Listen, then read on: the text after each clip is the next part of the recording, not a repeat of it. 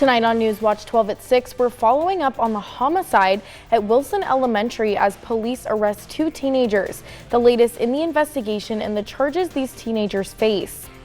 And California is rolling out a new vehicle aimed at stopping reckless drivers. See how CHP is using stealth to catch dangerous behavior on the road.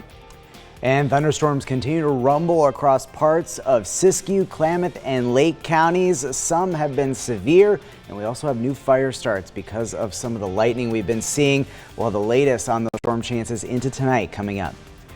Live, local, late breaking. This is NewsWatch 12 at 6. We're tracking more storms right now and new fire starts. You're taking a look at just one of the fires being reported this evening. Lightning is expected to continue throughout the evening in several parts of our region. CAL FIRE Syscue unit says they're responding to multiple reports of possible lightning fires right now. Thank you for joining us for NewsWatch 12 at 6. I'm Samantha Cadera.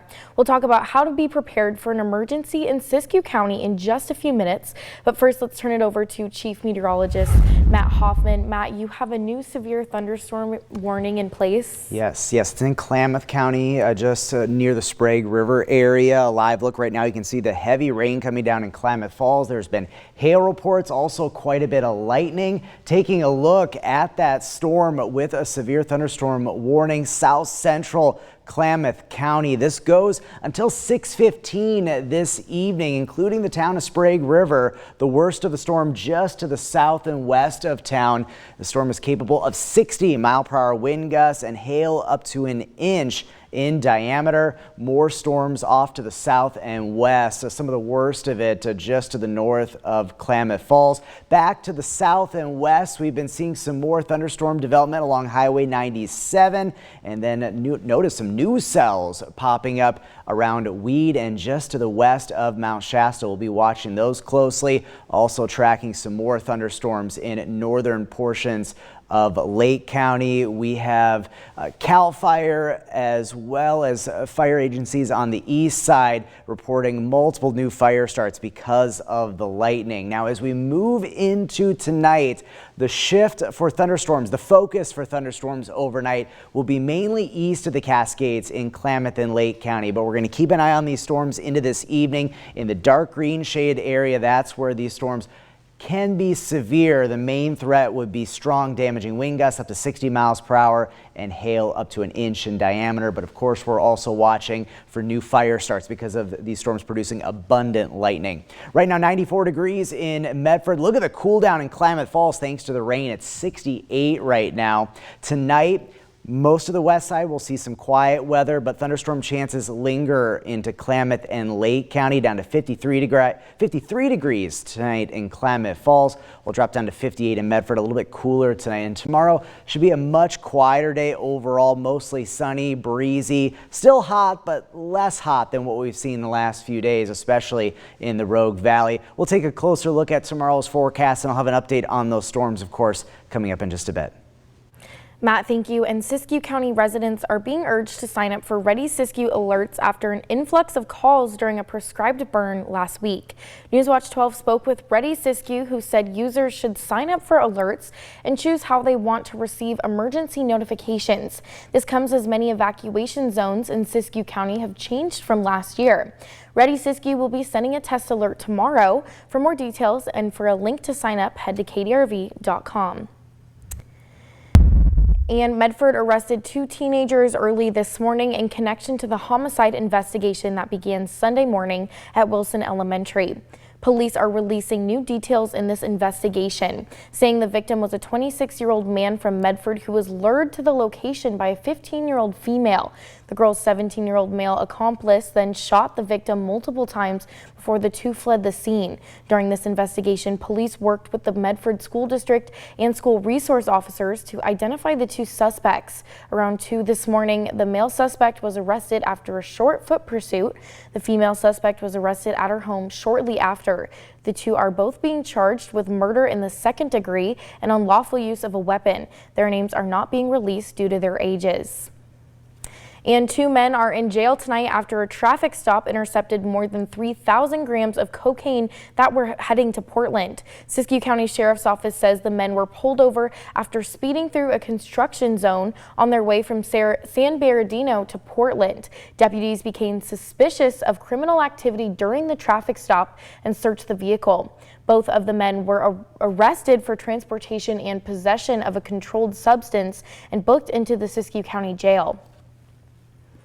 California is rolling out a stealthy new fleet of patrol cars aimed at cracking down reckless drivers. With dangerous habits on the rise, CHP is getting creative in their efforts to keep the roads safe. Reporter Oscar Rodriguez went on a ride-along with CHP in Wairika to see these new patrol vehicles in action. You think it's your everyday SUV, right? Well, CHP is rolling out 100 of these Durangos just like this one, just to catch reckless drivers out in the road. The aggressive driving that we're seeing on our highways. Too many people are treating it like a racetrack, and that's not safe. These new patrol cars have a V8 engine, a discreet 360 lighting package, low-profile graphics, and are single-colored. The new design for these patrol cars will blend into traffic, allowing CHP being more effective in ensuring the safety of California's roadways. We have 4,000 people being killed in California in preventable traffic collisions. A lot of these are caused by speed.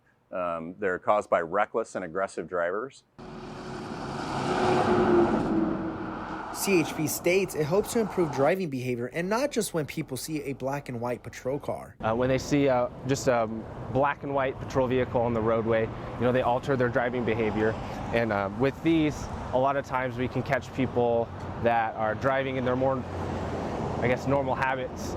Now it's time to put these cars into test as we started a drive on the I-5 to catch any speedsters. 70 copies, call here. In the beginning of the ride-along, it was pretty quick once Officer Kwan spotted a car going over 70 miles per hour the speed limit. Even that person that got pulled over didn't even recognize it was a CHP patrol car. When you were driving, did you notice the car that was going to be a police car or CHP when you're driving by? No. They kind of blend in? Yes, yeah. did. Officer Kwan left her off on a warning, but others throughout the day were not so lucky, as the cars went 20 miles per hour faster than the speed limit. According to CHP, they received nearly 1,000 daily calls regarding reckless driving. And this is for the cause to make the California roadways safer. We want to protect the families that are trying to get where they're going. Reporting from Wairika, I'm Oscar Rodriguez.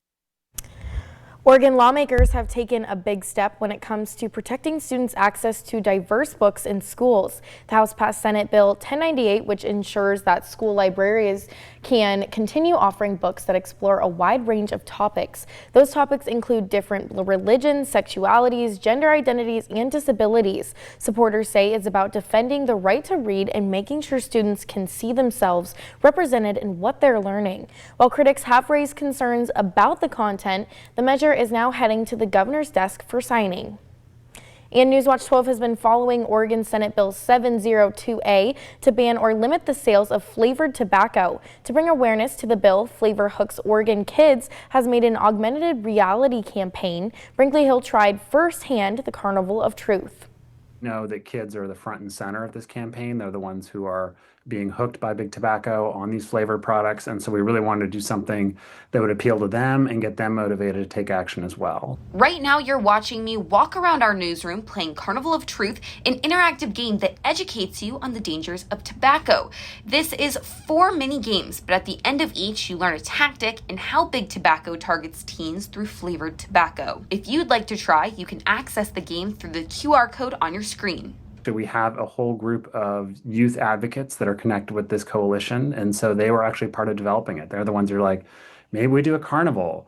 Maybe it actually turns out that the narrator is kind of evil. You can see in this mini game, I was super immersed in this world that they've created and was not ready to see my face pop up showing how tobacco can age you. Well, we're hoping it does create a little buzz, a little excitement, something that maybe appeals to young people and they can put in the group chat for their class or whatever. Once you've completed the games and the interactive questions, Flavorhooks Oregon's Kids campaign has made it easy for you to contact your legislators and tell them what you want to see done to limit the sale of flavored tobacco. Well, I think legislators do really listen to their constituents. They care what the public wants them to do. And that tool allows us to say, based on your address and your information, we're going to send something specifically to your representative and your senator. From Medford, I'm Brinkley Hill. A work session is scheduled for Senate Bill 702A tomorrow. You can find more details on the bill on our website and get access to the game there. Yesterday, the city of Grants Pass held a public forum to discuss plans for complying with a court order requiring 150 ADA accessible resting spaces for unhoused residents.